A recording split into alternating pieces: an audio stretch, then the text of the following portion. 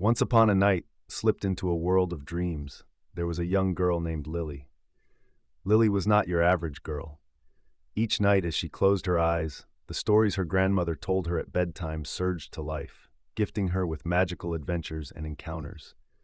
One night, she found herself amidst the portentous storm of the shipwrecked sailor.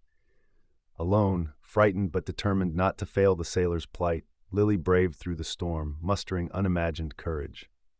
The vividness of this daring act reverberated even when she woke. She now carried this newfound courage into her everyday life, boldly facing fears she once dreaded. Another night, she was thrown into the tale of the misfit elves, where she discovered partnership was key to resolving the elves' clumsy mistakes. The easily overlooked lesson of friendship and unity had floated off the pages and into her heart. Each dream transported Lily to new places, teaching her valuable lessons, thus bridging the gap between the fantasy of her bedtime stories and the